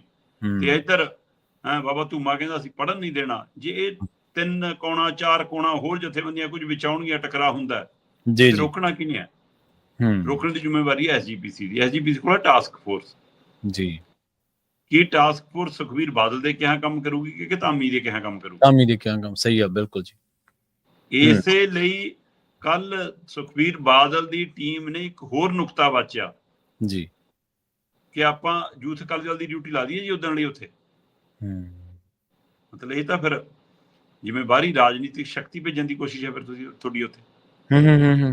ਫਿਰ ਇਹ ਸ਼ੋਭਦਾ ਥੋੜਾ ਜੀ। ਸਰਕਾਰੀ ਪੁਲਿਸ ਵੜ ਸਕਦੀ ਆ ਤਾਂ ਫਿਰ ਤੁਸੀਂ ਵੀ ਇੱਕ ਆਪਣਾ ਵਿੰਗ ਭੇਜ ਰਹੇ ਹੋ, ਇੱਕ ਬਤੌਰ ਸ਼ਰਧਾਲੂ ਜਾਣ ਉਹ ਸਾਰੇ। ਸਹੀ, ਵੱਖਰੀ ਗੱਲ ਹੈ। ਤੁਸੀਂ ਟਾਸਕ ਫੋਰਸ ਦੀ ਸਪੇਸ ਲੈ ਰਹੇ ਹੋ, ਉਹਦਾ ਮਤਲਬ ਸੁਖਬੀਰ ਨੂੰ ਹੁਣ ਧਾਮੀ ਤੇ ਭਰੋਸਾ ਨਹੀਂ ਜੀ। ਤੇ ਪਤਾ ਇਹ ਵੀ ਲੱਗ ਰਿਹਾ ਕਿ ਧਾਮੀ ਹੋਰੀ ਵੀ ਮੰਨਣ ਲੱਗੇ ਨੇ ਕਿ ਮੈਂ ਵਾਪਸ ਆ ਕੇ ਗਲਤੀ ਕੀਤੀ ਆ। ਸੋ ਪਤਾ ਨਹੀਂ ਜੀ 6 ਤਰੀਕ ਤੱਕ ਜਦ ਤੱਕ ਗੜਗੱਜ ਬਦਲੇ ਜਾਂਦੇ ਆ ਕਿ ਧਾਮੀ ਬਦਲਿਆ ਜਾਂਦਾ, ਸੋ ਇਹ ਵੀ ਨਹੀਂ ਪਤਾ। ਸੋ ਇਸ ਲਈ ਇਹ ਟਕਰਾਅ ਬਹੁਤ ਵੱਧ ਗਿਆ। ਦੂਏ ਪਾਸੇ ਪਟਨਾ ਸਾਹਿਬ ਵਾਲਾ ਟਕਰਾਅ ਸਾਡੇ ਮੂਹਰੇ ਪਿਆ। ਉਹ ਆਪਣੇ ਫੈਸਲੇ ਤੇ ਅੜਿੰਗ ਨੇ ਤੇ ਸੁਖਬੀਰ ਬਾਦਲ ਨੂੰ ਕਹਿੰਦੇ ਕਿ ਆਹ ਹਫ਼ਤਾ ਤੈਨੂੰ ਛੱਡਿਆ ਕਿਉਂਕਿ ਇਹ ਜੂਨ 84 ਵਾਲੇ ਦਿਨ ਨੇ, 41 ਵਰੇ ਹੋ ਗਏ, ਮਤਲਬ ਇਹ ਸਾਰੀ ਹੈ ਨਾ ਦਿਨ ਲੰਘੇ ਨੂੰ, ਪਰ ਅਜੇ ਤੱਕ ਉਹੀ ਜੀ ਸੰਵੇਦਨਾ ਸਾਡੇ ਅੰਦਰ ਪਈ ਹੈ। ਉਹ ਕਹਿੰਦੇ ਇਸ ਲਈ ਇਹ ਦਿਨ ਛੱਡੇ, ਤੁਸੀਂ 10 ਦਿਨਾਂ ਦੇ ਅੰਦਰ ਅੰਦਰ ਪੇਸ਼ ਹੋ ਜਾਓ, ਨਹੀਂ ਫਿਰ ਅਗਲੀ ਕਾਰਵਾਈ ਫਿਰ ਉੱਥੋਂ ਵੀ ਤਨਖਾਹੀਆ ਕਰਾਰ। ਜੀ ਜੀ। ਸੋ ਇਸ ਲਈ ਇੱਕ ਪਾਸੇ ਤਖਤਾਂ ਦਾ ਟਕਰਾਅ, ਇੱਕ ਪਾਸੇ ਜਥੇਦਾਰਾਂ ਦਾ ਟਕਰਾਅ, ਦੂਏ ਪਾਸੇ ਸੰਤਾਂ ਬਾਬਿਆਂ ਦਾ ਟਕਰਾਅ ਤੇ ਐਸਜੀਪੀਸੀ ਤੇ ਕੀ ਬਾਦਲ ਦਲ ਦਾ ਟਕਰਾਅ ਵੀ ਹੋਣ ਜਾ ਰਿਹਾ, ਕੀ ਧਾਮੀ ਤੇ ਬਾਦਲ ਦਾ ਵੀ, ਸੁਖਬੀਰ ਦਾ ਵੀ ਟਕਰਾਅ ਹੋਣ ਜਾ ਰਿਹਾ। ਇਹ ਸਾਰੀ ਪ੍ਰਕਿਰਿਆ ਦੇ ਵਿੱਚ ਦੱਸੋ ਫਿਰ ਇਹਨਾਂ ਦੇ ਅੰਦਰੋਂ ਕਿਹੜੀ ਸੰਵੇਦਨਾ ਭਾਲੋਗੇ ਤੁਸੀਂ, ਕਿਹੜਾ ਸੰਦੇਸ਼ ਭਾਲੋਗੇ, ਕਿਹੜਾ ਇਹ ਸਰਕਾਰ ਨੂੰ ਟੱਕਰ ਸਕਣਗੇ ਜਦੋਂ ਆਪਸ 'ਚ ਅਜੇ ਸਿੰਘ ਫਸੇ ਜਾਣਗੇ। ਸੋ ਬਹੁਤ ਫਿਕਰਮੰਦੀ ਵਾਲੀ ਸਥਿਤੀ ਬਣੀ ਹੋਈ ਹੈ ਜੀ। ਬਿਲਕੁਲ, ਆਪਾਂ ਅੱਗੇ ਵੀ ਚਰਚਾ ਕਰਦੇ ਹੁੰਦੇ ਸ਼ਰਮਾ ਜੀ ਵੀ ਕੋਈ ਵੀ ਸਿਸਟਮ ਜਿਹੜਾ ਸਿਧਾਂਤ ਦੇ ਨਾਲ ਚੱਲਦਾ, ਚਾਹੇ ਉਹ ਸਿਧਾਂਤ ਦੇ ਅਕਾਲ ਤਖਤ ਸਾਹਿਬ ਦੀ ਗੱਲ ਕਰ ਲਈਏ, ਜੋ ਉੱਥੋਂ ਦੇ ਜਥੇਦਾਰ ਸਾਹਿਬ ਦਾ ਜਿਹੜਾ ਅਹੁਦਾ ਉਹਦੀ ਗੱਲ ਕਰ ਲਈਏ, ਤੇ ਚਾਹੇ ਹੋਰ ਪੰਥਕ ਫੈਸਲਿਆਂ ਦੀ ਗੱਲ ਕਰ ਲਈਏ, ਉਹ ਸਿਧਾਂਤ ਤੇ ਗੁਰਮਤ ਦੇ ਮੁਤਾਬਕ ਲਏ ਜਾਣ ਤਾਂ ਚੰਗਾ। ਪਰ ਕਮਾਲ ਦੀ ਗੱਲ ਇਹ ਹੈ ਵੀ ਜਿਹੜੇ ਉਹਨਾਂ ਨੂੰ ਛਿੱਕੇ ਟੰਗਦੇ ਨੇ ਲੋਕ, ਜਿਹੜੇ ਉਹਨਾਂ ਨੂੰ ਪਹਿਲਾਂ ਉਹਨਾਂ ਤੋਂ ਉਲੰਘਦੇ ਨੇ, ਹੱਦਾਂ ਪਾਰ ਕਰਦੇ ਨੇ, ਜਦੋਂ ਉਹੀ ਕਹਿਣ ਕਿ ਅਸੀਂ ਰਖਵਾਲੇ ਆ, ਫਿਰ ਉਹਨਾਂ ਨੂੰ ਕਿਹੜੇ ਖਾਤੇ 'ਚ ਪਾਓਗੇ ਤੁਸੀਂ? ਫਿਰ ਦੁਵਿਧਾਵਾਂ ਵੱਧ ਰਹੀਆਂ ਨਾ, ਘਟ ਰਹੀਆਂ ਥੋੜੋ। ਬਿਲਕੁਲ ਜੀ। ਅਗਲੀ ਗੱਲ ਕਰੀਏ ਜੰਗ ਦੀ। ਜੰਗ ਦੇ ਦਰਮਿਆਨ ਜਦੋਂ ਭਾਰਤ ਪਾਕਿਸਤਾਨ ਤਣਾਅ ਚੱਲ ਰਿਹਾ ਸੀ ਤਾਂ ਪੰਜਾਬੀਆਂ ਨੇ ਬੜੇ ਠੰਮੇ ਦਾ, ਬੜੇ ਸਹਿਣਸ਼ੀਲਤਾ ਦਾ ਜਿਹੜਾ ਪ੍ਰਗਟਾਵਾ ਕੀਤਾ, ਔਰ ਇਹਦੇ ਵਿੱਚ ਜੋ ਪ੍ਰੋਪੇਗੈਂਡਾ ਸੀਗਾ, ਚਾਹੇ ਦੋਨਾਂ ਤਰਫਾਂ ਤੋਂ ਹੀ ਸੀਗਾ, ਉਹਨੂੰ ਦਰਕਨਾਰ ਕੀਤਾ ਇਹਨਾਂ ਨੇ ਕਿਹਾ ਕਿ ਜੰਗ ਨਹੀਂ ਚਾਹੀਦੀ, ਅਸੀਂ ਉਜਾੜਾ ਨਹੀਂ ਚਾਹੁੰਦੇ। ਹੁਣ ਕਹਿੰਦੇ ਇਹ ਜਿਹੜੀ ਜੰਗ ਆ ਆਉਣ ਵਾਲੇ ਟਾਈਮ ਦੇ ਵਿੱਚ AI ਆਰਟੀਫਿਸ਼ੀਅਲ ਇੰਟੈਲੀਜੈਂਸ ਦੇ ਨਾਲ ਹੋਊਗੀ। ਇਹ ਬੜਾ ਫਿਕਰਮੰਦੀ ਵਾਲਾ ਦੌਰ ਹੈ ਇਹਦਾ ਮਤਲਬ। ਫਿਰ ਹੋਰ ਜੀ ਬਿਲਕੁਲ। ਵੈਸੇ ਤਾਂ ਆਪਾਂ ਪਹਿਲਾਂ ਵੀ ਕਹਿ ਰਹੇ ਹਾਂ ਕਿ ਅੱਜ ਕੱਲ ਜੰਗ ਦੇ ਤਰੀਕੇ ਬਦਲ ਗਏ, ਤੁਹਾਡੇ ਦੇ ਸਾਈਬਰ ਅਟੈਕ ਜਿਹੜੇ ਹੁੰਦੇ ਨੇ, ਹਾਂਜੀ ਬਿਲਕੁਲ, ਉਹ ਵੱਡੀ ਜੰਗਤ ਹੀ ਮਾਰ ਹੁੰਦੇ ਨੇ, ਉਹ ਨੁਕਸਾਨ ਹੀ ਹੁੰਦਾ ਨਾ।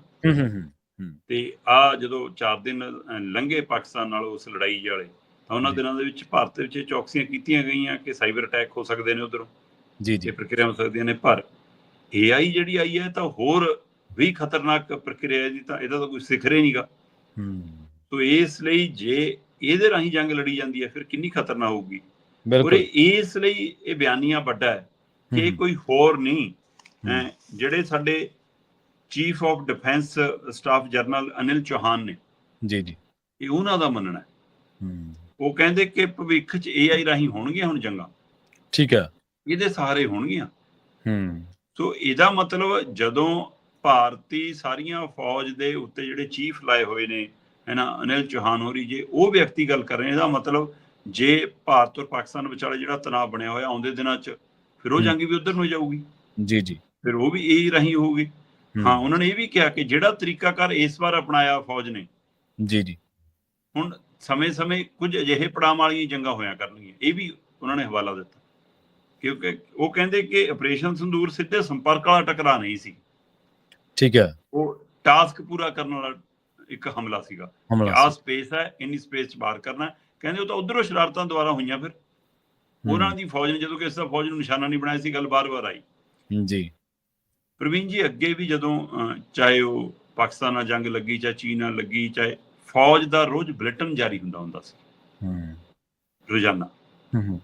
ਹੁਣ ਰੋਜ਼ਾਨਾ ਫੌਜ ਦਾ ਬੁਲੇਟਿਨ ਤਾਂ ਜਾਰੀ ਨਹੀਂ ਹੋਇਆ, ਫਿਰ ਵੀ ਉਹ ਪ੍ਰੈਸ ਕਾਨਫਰੰਸ ਹੁੰਦੀ ਰਹੀ, ਪਰ ਉਹਦੇ ਵਿੱਚ ਵਿਦੇਸ਼ ਸਕੱਤਰ ਵੀ ਆ ਕੇ ਸਾਡੇ ਬਿਆਨ ਦਿੰਦੇ ਰਹੇ, ਜਾਂ ਪੋਲੀਟੀਕਲ ਵੀ, ਜਾਂ ਅੱਜ ਕੱਲ ਮੋਦੀ ਜੀ ਉਹ ਬਿਆਨ ਦੇਈ ਜਾਂਦੇ ਨੇ, ਆਪੇ ਮੈਨੇ ਸੰਦੂਰ ਮਿਸ਼ਨ ਪੂਰਾ ਕਰ ਦਿਆ, ਮੈਨੇ ਜੇ ਕਰ ਦਿਆ, ਉਹ ਆਪੇ ਆਪਣੇ ਸਿਰਾ ਆਪੇ ਨਾਲੇ ਚੱਕੀ ਫਿਰਦੇ ਨੇ ਸਾਰੇ ਬਿਹਾਰ 'ਚ, ਆਪਣੇ ਆਪੇ ਬੰਦ ਕੇ ਕਹਿੰਦੇ ਨੇ ਕਿ ਲਓ ਭਾਈ ਦੇਖੋ ਮੈਂ ਵਾਅਦਾ ਪੂਰਾ ਕਰਿਆ। ਸੋ ਇਸ ਲਈ ਫੌਜ ਦੇ ਕੰਮਾਂ ਦੇ ਵਿੱਚ ਇੱਕ ਤਰ੍ਹਾਂ ਨਾਲ ਦਖਲ ਦੀ ਕੋਸ਼ਿਸ਼ ਵੀ ਹੈ ਤੇ ਉਹਦੇ ਕ੍ਰੈਡਿਟ ਲੈਣ ਦੀ ਵਾਰ ਵੀ ਹੈ। ਪਰ ਜੇ ਚੀਫ ਆਫ ਡਿਫੈਂਸ ਇਹ ਕਹੇ ਕਿ ਇਸ 4 ਦਿਨ ਦੀ ਜੰਗ ਦੇ ਵਿੱਚ ਸਾਡਾ ਜੱਟ ਨੁਕਸਾਨਿਆ ਗਿਆ, ਫਿਰ ਮੋਦੀ ਜੀ ਕੀ ਜਵਾਬ ਦੇਵੋਗੇ? ਹੁਣ ਪਾਕਿਸਤਾਨ ਨੇ ਬਹੁਤ ਢੰਡੋਰਾ ਪਿੱਟਿਆ ਜੀ, ਅਸੀਂ 6 ਸੱਟ ਲਏ ਜੀ, ਭਾਰਤ ਦੇ ਇੰਨੇ ਹੋ ਗਏ।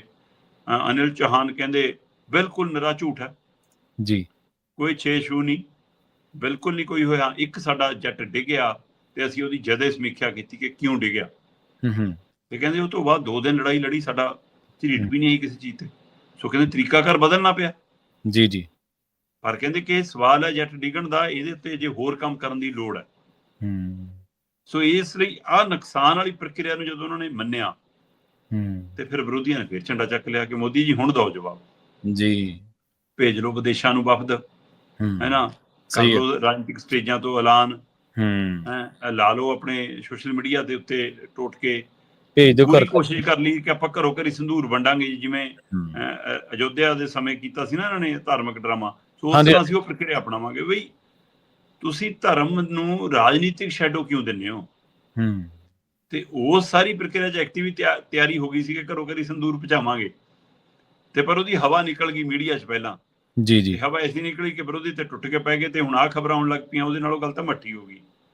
ਜਿਵੇਂ ਇਹ ਆਖਰ ਅੱਕ ਚੱਬਿਆ, ਇਹਨਾਂ ਨੇ ਕਿਹਾ ਸੀ ਜਾਤੀ ਜਨਗਣਨਾ ਕਰਾਉਣ ਲਈ ਤਿਆਰ ਆ, ਹੁਣ ਹੋ ਸਕਦਾ ਪ੍ਰਵੀਨ ਜੀ ਆਉਂਦੇ 5-4 ਦਿਨਾਂ ਦੇ ਦਰਮਿਆਨ ਇਹ ਤਰੀਕ ਆ ਜਾਵੇ ਕਿ ਅਸੀਂ ਵਿਸ਼ੇਸ਼ ਇਜਲਾਸ ਬੁਲਾਉਣ ਲਈ ਤਿਆਰ ਹਾਂ। ਅੱਛਾ, ਮੰਨਿਆ ਜਾ ਰਿਹਾ ਕਿ 15-16 ਜੂਨ ਦੇ ਨੇੜੇ ਤੇੜੇ ਇਸ ਸਾਰੇ ਪਹਿਲੂ ਦੇ ਉੱਤੇ ਵਿਸ਼ੇਸ਼ ਇਜਲਾਸ ਵੀ ਹੋ ਸਕਦਾ, ਮਿਸ਼ਨ ਸੰਦੂਰ ਨੂੰ ਲੈ ਕੇ ਜਾਂ ਆਪਾਂ 에ਅਰ ਸਟ੍ਰਾਈਕ ਨੂੰ ਲੈ ਕੇ ਜੇ ਗੱਲ ਕਰੀਏ, ਕਿਉਂਕਿ ਫੌਜ ਵੱਲੋਂ ਕਾਫੀ ਕੁਝ ਲਗਾਤਾਰ ਹੁਣ ਸਾਫ਼ ਹੁੰਦਾ ਜਾ ਰਿਹਾ। ਉਸ ਪ੍ਰਕਿਰਿਆ ਦੇ ਵਿੱਚ ਇਹ ਜਿਹੜੇ ਘਿਰੇ ਹੋਏ ਨੇ, ਹੋ ਸਕਦਾ ਕਿ ਇਹਨਾਂ ਕੋਲ 14-15 ਦਿਨ ਹੈਗੇ, ਕਹਿਣੇ ਇੰਨੇ ਦਿਨਾਂ 'ਚ ਤਿਆਰੀ ਕਰ ਲਓ ਵੀ ਹੁਣ ਆਪਾਂ ਜਵਾਬ ਕਿਹੜਾ ਸਵਾਲ ਹੋ ਸਕਦਾ ਪਹਿਲਾਂ ਤਾਂ ਇਹ ਤੈਅ ਕੀਤਾ ਜਾਂਦਾ ਨਾ, ਫਿਰ ਉਹਦੇ ਜਵਾਬ ਘੜੇ ਜਾਂਦੇ ਹੁੰਦੇ ਨੇ, ਕਿਆ ਜਵਾਬ।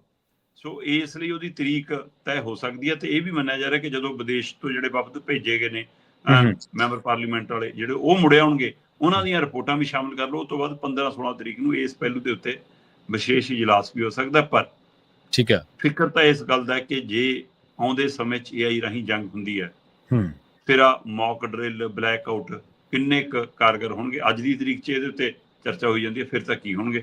ਪਰ ਇਹ ਭਵਿੱਖ ਦੀ ਲੜਾਈ ਦੇ ਅਸਾਰ ਖੜੇ ਨੇ ਜੀ ਕਿ ਇਸ ਤਕਨੀਕੀ ਨਾਲ ਲੜੀ ਜਾਣਗੇ। ਪ੍ਰਧਾਨ ਮੰਤਰੀ ਸਾਹਿਬ ਨਾ ਆਪ ਹੀ ਕਹਿੰਦੇ ਹੁੰਦੇ ਡਿਜੀਟਲ ਇੰਡੀਆ, ਤੇ ਆਪ ਹੀ ਕਹਿੰਦੇ ਹੁੰਦੇ ਆਪ ਦਾ ਮੈਂ ਅਫਸਰ। ਬਹੁਤ ਸਾਰੇ ਉਹਨਾਂ ਦੇ ਤਕੀਆ ਕਲਾਮ ਨੇ ਜਿਹਦੇ ਵਿੱਚ ਆਪ ਹੀ ਕਹਿੰਦੇ ਹੁੰਦੇ ਆ ਵੀ ਅਸੀਂ ਦੁਨੀਆ ਦੇ ਹੁਣ ਬਣ ਜਾ ਰਹੇ ਹਾਂ ਵਿਸ਼ਵ ਗੁਰੂ।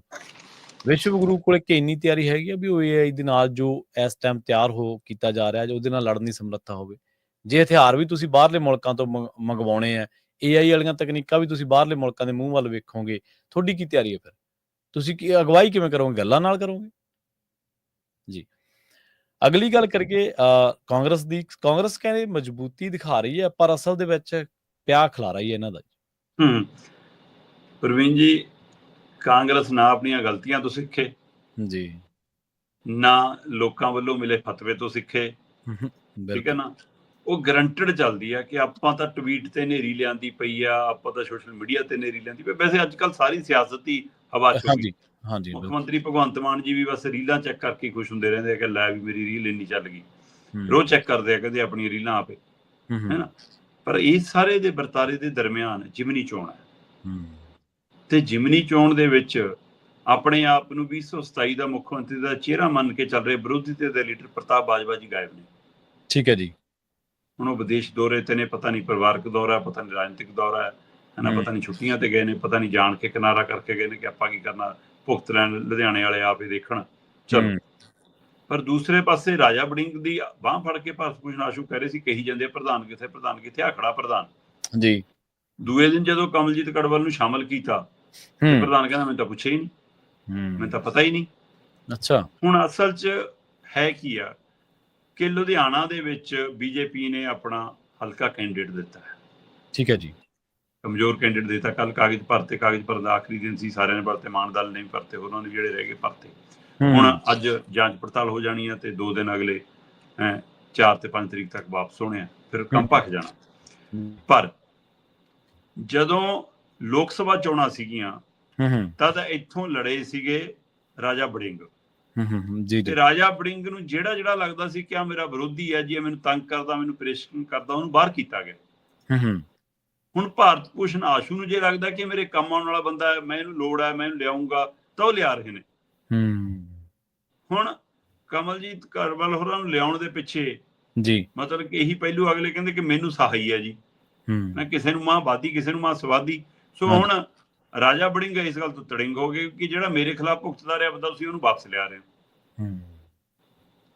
ਤੇ ਇੱਧਰ ਕਹਿੰਦੇ ਕਿ ਭਾਰਤ ਭੂਸ਼ਣ ਆਸ਼ੂ ਨੇ ਇੰਨੀ ਆਪਣੀ ਪੱਠੀ ਪਖਾ ਲਈ ਸੀ ਕਿ ਪੁਰਾਣੇ ਨਾਰਾਜ਼ ਤੇ ਨਿਰਾਸ਼ ਵਰਕਰ ਵੀ ਤੋਰ ਲਏ ਸੀ, ਕੁਝ ਆਪ ਕੰਨੀ ਜਿਹੜੇ ਗਏ ਸੀ ਉਹ ਵੀ ਮੋੜ ਲਏ ਸੀ, MC ਲਗਭਗ ਨਾਲ ਤੋਰ ਲਏ ਸੀ। ਉਹ ਮਾਹੌਲ ਬਣਾ ਰਹੇ ਸੀ ਕਿ ਵੀ ਬੀਜੇਪੀ ਹੈ ਨਹੀਂ ਉਵੇਂ ਮੈਦਾਨ 'ਚ, ਹੋ ਸਕਦਾ ਬਿੱਟੂ ਸਾਥ ਦੇਣ, ਹੋ ਸਕਦਾ ਬੀਜੇਪੀ ਦਾ ਉੱਪਰ ਦਾ ਤੈਅ ਹੋਵੇ। ਭਾਰਤ ਭੂਸ਼ਣ ਆਸ਼ੂ ਤੇ ਆਪਾਂ ਪਹਿਲਾਂ ਵੀ ਗੱਲ ਕਰ ਚੁੱਕੇ, ਇਨਵੈਸਟਮੈਂਟ ਕਰ ਰਹੇ ਜਾਂ ਨਹੀਂ। ਪਰ ਕਾਂਗਰਸ ਚੋਣਾਂ ਲੜਨ ਤੋਂ ਪਹਿਲਾਂ ਹੀ ਪੈਰ ਛੱਡਦੀ ਜਾ ਰਹੀ ਹੈ। ਹੁਣ ਜਦੋਂ ਇਹ ਧਿਰ ਉੱਥੇ ਚਰਨਜੀਤ ਚੰਨੀ ਨੇ, ਪ੍ਰਗਟ ਸਿੰਘ ਨੇ ਜਾਂ ਫਿਰ ਰਾਣਾ ਗੁਰਜੀਤ ਹੋਰਾਂ ਨੇ, ਇਹਨਾਂ ਨੇ ਇਹ ਕਾਰਵਾਈ ਪਾਈ ਕਮਲਜੀਤ ਤੇ ਕੁਝ ਹੋਰ ਬੰਦਿਆਂ ਨੂੰ ਏਦਾਂ ਨੂੰ ਵਾਪਸ ਲਿਆਂਦਾ ਜਿਨ੍ਹਾਂ ਨੂੰ ਰਾਜਾ ਵੜਿੰਗ ਪਸੰਦ ਨਹੀਂ ਕਰਦਾ ਸੀ ਜਾਂ ਉਹਦੀ ਚੋਣਾਂ 'ਚ ਉਹ ਮੰਨਦਾ ਸੀ ਕਿ ਮੇਰੇ ਖਿਲਾਫ ਭੁਗਤੇ, ਤਾਂ ਫਿਰ ਰਾਜਾ ਵੜਿੰਗ ਨੇ ਇਹਦਾ ਬਦਲਾ ਕਹਿੰਦੇ ਜਲੰਧਰ 'ਚ ਚੁਕਾਤਾ। ਠੀਕ ਹੈ। ਅੱਛਾ, ਜਲੰਧਰ 'ਚ ਉਹਨਾਂ ਨੇ ਜਿਹੜੇ MLA ਨੇ ਇਹਨਾਂ ਦੇ ਫਲੋਰ ਤੋਂ, ਹੈ ਨਾ, ਬਿਕਰਮਜੀਤ ਚੌਧਰੀ, ਉਹਦੀ ਵਾਪਸੀ ਕਰਾ ਲਈ ਕਹਿੰਦੇ।